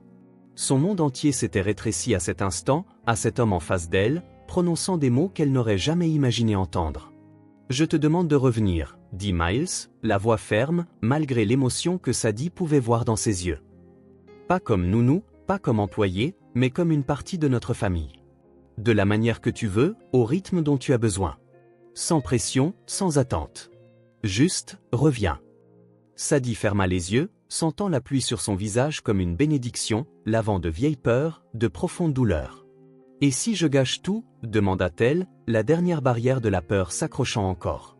Miles sourit, un sourire qui atteignit ses yeux, illuminant son visage même dans la tempête. « On gâche toutes les choses parfois, répondit-il. J'ai certainement beaucoup gâché. Mais on peut arranger ça. Ensemble. C'est ce que font les familles. Famille. Le mot résonna en Sadie comme une promesse, comme une possibilité qu'elle n'avait jamais vraiment envisagée pour elle-même. June va être si heureuse, ajouta doucement Miles. Elle est à la maison maintenant avec Madame Wilson de l'appartement d'Accent Grave Côté. Je lui ai dit que je devais aller chercher quelque chose de très important. Quelque chose d'important, répéta Sadie, un petit sourire commençant à se former sur ses lèvres. La chose la plus importante, confirma Miles.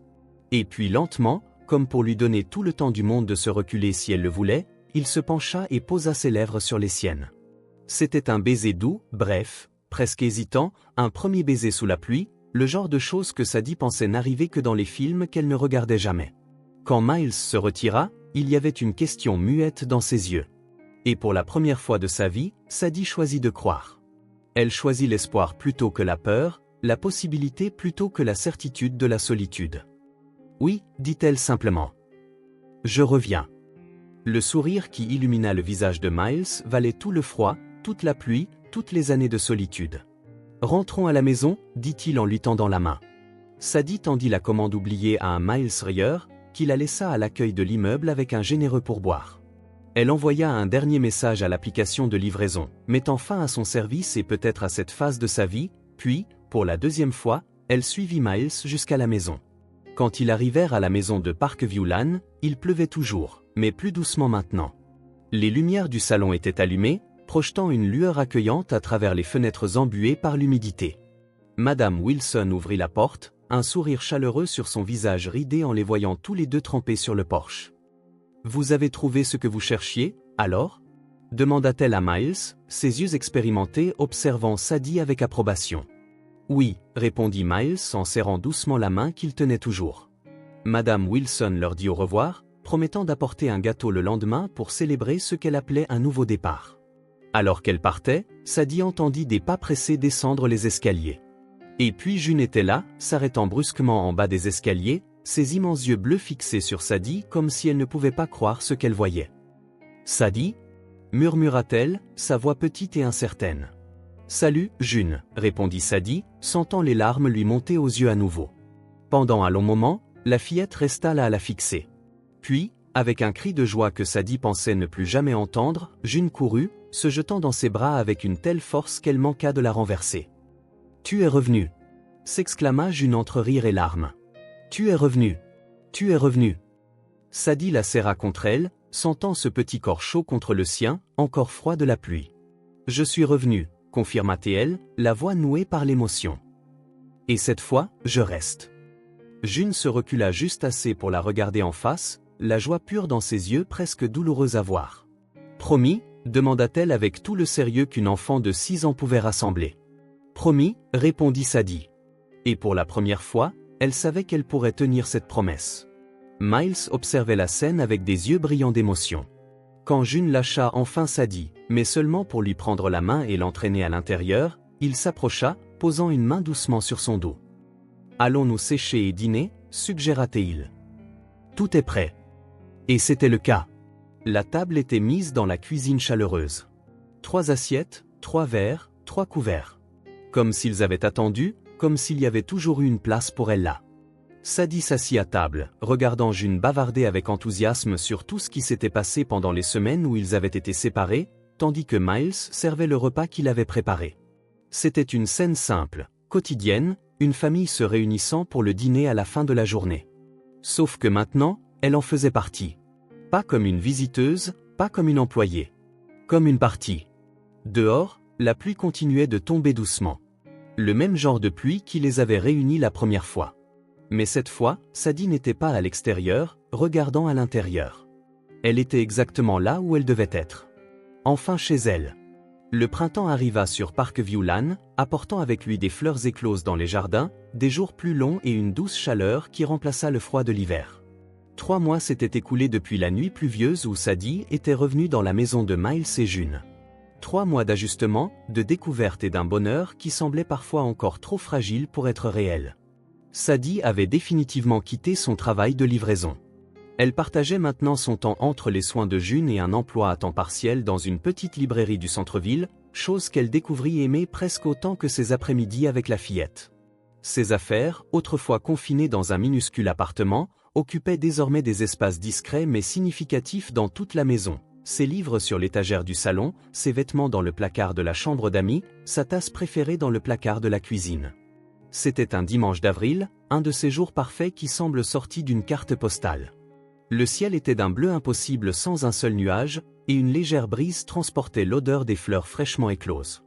Miles avait suggéré un pique-nique dans le parc, et ils passèrent tous les 3 la matinée et le début de l'après-midi étendus sur une couverture à carreaux, mangeant des sandwichs, jouant au frisbee et nourrissant les canards de l'étang avec des petits morceaux de pain rassis.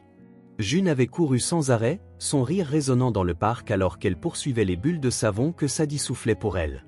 Finalement, épuisée par tant de jeux et de soleil, la fillette s'était endormie sur le siège arrière de la voiture sur le chemin du retour, sa tête reposant doucement sur les genoux de Sadie.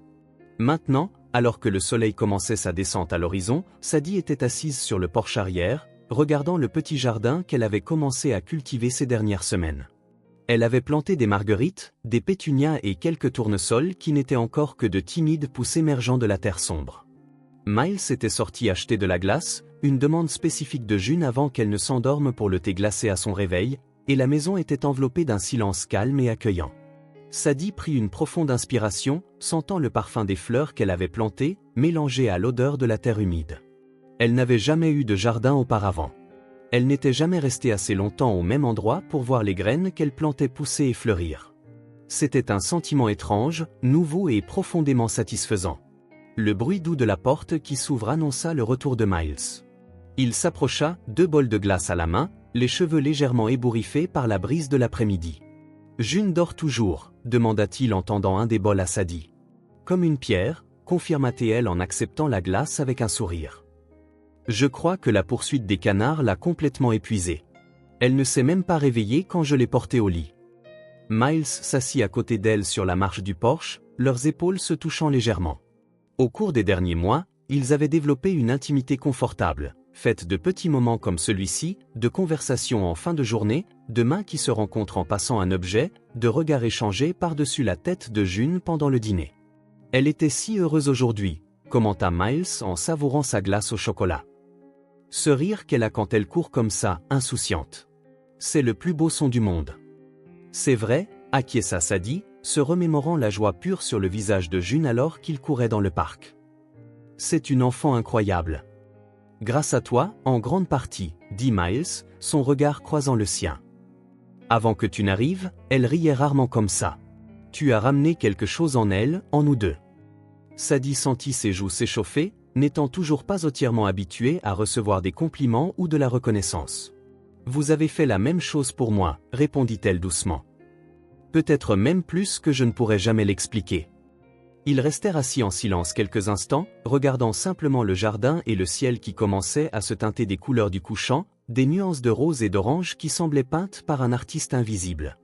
C'était un silence confortable, celui qui n'existe qu'entre des personnes qui se sentent complètement à l'aise en présence l'une de l'autre. Tu sais, commença Sadie, le regard fixé sur les petits plants de fleurs qu'elle avait plantés la semaine précédente. J'ai beaucoup réfléchi ces derniers temps. À quoi ? Demanda Miles en se tournant pour mieux la regarder.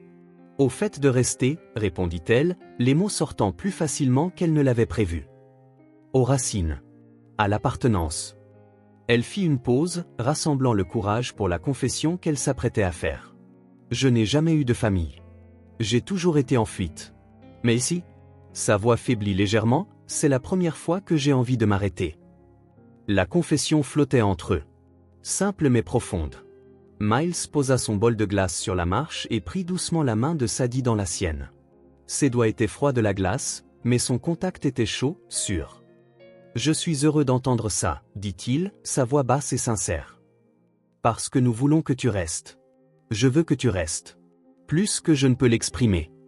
Sadie regarda leurs mains entrelacées, sentant cette émotion familière grandir dans sa poitrine, un mélange d'espoir et de peur qui était devenu son compagnon constant ces derniers mois. J'ai encore peur parfois, admit-elle, sa voix à peine plus qu'un murmure. Qu'un jour, vous réalisiez que je n'ai pas ma place ici, que je ne suis pas suffisante. Miles serra légèrement sa main, ses yeux ne quittant jamais les siens. Il y avait une intensité dans son regard qui donnait à Sadie l'envie de détourner les yeux, mais qui l'en empêchait en même temps. Sadie, dit-il, son nom sonnant comme une promesse sur ses lèvres. Tu es plus que suffisante. Tu es exactement ce dont nous avions besoin, même quand nous ne savions pas que nous cherchions. Il fit une pause, son pouce dessinant de petits cercles sur le dos de sa main. Ma fille t'a choisi, et moi aussi. Les mots touchèrent Sadie dans un endroit profond, un endroit qu'elle avait passé toute sa vie à protéger, à cacher, craignant qu'il ne soit blessé à nouveau. Un endroit qui, lentement, apprenait à faire confiance à nouveau. Je vous ai choisi aussi, répondit-elle, la voix nouée par l'émotion. Même quand j'ai essayé de fuir, même quand j'avais peur, au fond de moi, j'avais déjà choisi. Le regard qu'ils échangèrent alors contenait tout un univers de possibilités, de promesses non dites, d'un avenir qui semblait enfin à portée de main. Miles se pencha lentement, son intention claire dans ses yeux. Sadie ferma les yeux alors que leurs lèvres se rencontraient. Un baiser doux, au goût de glace au chocolat et de promesses tenues. Contrairement au premier baiser sous la pluie des mois auparavant, celui-ci ne portait aucune question ni incertitude. C'était une confirmation, un saut sur quelque chose qu'il savait déjà être vrai. Quand ils se séparèrent, Miles garda son visage près du sien, leurs fronts se touchant presque. « Je t'aime », dit-il simplement. « Je crois que c'est le cas depuis un moment. »« Je t'aime aussi », répondit Sadie, les mots sortant facilement, naturellement, comme s'ils avaient attendu toute une vie pour être dits. Le bruit de la porte du Porsche qui s'ouvre les filles se séparait légèrement. June se tenait dans l'embrasure, les cheveux ébouriffés par le sommeil, se frottant les yeux d'une main tandis que l'autre tenait fermement son lapin en peluche préféré, un cadeau que Sadie lui avait fait pour Noël. Et, la marmotte, la salua Miles avec un sourire chaleureux. « Je t'ai apporté de la glace. » June sourit d'un air endormi, s'approchant d'eux et s'installant confortablement entre eux sur la marche du Porsche. Son pyjama à motif d'étoiles était froissé et il y avait une marque d'oreiller sur sa joue gauche. « J'ai rêvé du parc, » dit-elle en recevant le bol de glace à la fraise que son père lui tendait. « Et des canards. Et qu'on habitait tous les trois dans une cabane dans les arbres, tout en haut, d'où on pouvait voir toutes les étoiles. »« Une cabane dans les arbres, hein ?» demanda Sadie en ajustant affectueusement une mèche des cheveux blonds de la fillette. « Ce serait amusant. »« Oui, et tu y resterais pour toujours, » continua June, léchant sa glace avec un enthousiasme renouvelé. « Papa a dit que tu allais rester ici pour toujours aussi, c'est vrai ?» Sadie échangea un rapide regard avec Miles, qui hocha légèrement la tête, un petit sourire aux lèvres. « Oui, June, » confirma Sadie, ressentant une certitude qu'elle n'avait jamais connue auparavant. « Je vais rester. » June arrêta de manger sa glace, regardant Sadie avec une intensité surprenante pour une si jeune enfant. Il y avait une question dans ses yeux, une question que Sadie savait qu'elle viendrait un jour, mais à laquelle elle n'était pas sûre d'être préparée. « Tu es ma vraie maman maintenant ?» demanda enfin June, sa voix petite mais claire, portant tout le poids de l'espoir enfantin. Le monde sembla s'arrêter un instant. Sadie sentit son cœur s'emballer, mais pas de peur. Pas cette fois. C'était quelque chose de différent. Un mélange de responsabilité, d'amour et d'une joie si intense qu'elle en était presque douloureuse. Elle regarda Miles, qui l'observait avec des yeux pleins d'amour et de confiance, comme pour dire « c'est ton choix. Nous sommes là. Quelle que soit ta réponse. » Puis elle reporta son regard sur June, dont le visage ouvert montrait toute la vulnérabilité et l'espoir d'une enfant osant rêver de quelque chose qu'elle avait perdu. Sadie pensa à tous les moments qui les avaient amenés ici. La nuit pluvieuse où elle avait glissé sur les marches du Porsche. Le dîner inattendu. Les après-midi à s'occuper de June. La demande innocente de la fillette. Sa fuite. Le retour sous la pluie. Et maintenant, ce moment de décision, d'engagement. « Je le suis », répondit Sadie, la voix ferme et émue. « Et maintenant, j'ai une famille, moi aussi. » Le sourire qui illumina le visage de June à cet instant fut comme un lever de soleil, éclatant, chaleureux, plein de promesses. Elle laissa tomber son bol de glace, que Miles attrapa habilement avant qu'il ne tombe, et jeta ses bras autour du cou de Sadie dans une étreinte serrée. Je le savais, murmura June contre son cou. Je l'ai souhaité aux étoiles tous les soirs. Sadie la serra contre elle, sentant des larmes lui brûler les yeux. Miles se rapprocha, les enveloppant tous les deux dans ses bras, créant un cercle parfait de protection et d'appartenance. Le soleil poursuivait sa descente à l'horizon, peignant le ciel de nuances de plus en plus profondes de rose et d'or. Dans le petit jardin fraîchement planté, les premières fleurs du printemps s'ouvraient lentement. Preuve vivante que de nouvelles racines pouvaient pousser dans un sol fertile, que ce qui semblait mort pouvait refleurir avec les bons soins. Sadie Wilkins, qui avait passé toute sa vie à croire qu'il n'y avait aucun endroit qu'elle puisse appeler le sien, était enfin chez elle. Ce n'était pas seulement la maison en briques de Parkview Lane, mais le foyer qu'ils avaient bâti ensemble. Elle, Miles et June. Un foyer fait non pas de murs et de toits, mais de choix quotidiens, de petits moments, d'une famille non pas née du sang, mais construite par le cœur. Une famille qu'elle avait choisie, et qu'il avait choisie en retour. Assise là, sur la marche du porche, avec le soleil couchant devant elle et les deux personnes qu'elle aimait le plus au monde à ses côtés, Sadie comprit enfin ce que signifiait appartenir. Et c'était plus beau qu'elle ne l'avait jamais imaginé. Une douce brise passa dans le jardin, faisant se balancer les petits plants de tournesol qui se tourneraient un jour vers le soleil, tout comme elle s'était tournée vers cette nouvelle vie, cette nouvelle chance. Et pour la première fois, l'avenir ne semblait pas être un horizon lointain et menaçant, mais une promesse éclatante de jours comme celui-ci, de câlins comme celui-ci, d'amour comme celui-ci, de famille. Si cette histoire a touché votre cœur, abonnez-vous à la chaîne et activez les notifications pour ne pas manquer les prochaines. Laissez un j'aime car cela aide cette histoire à être recommandée à plus de personnes. À la prochaine histoire.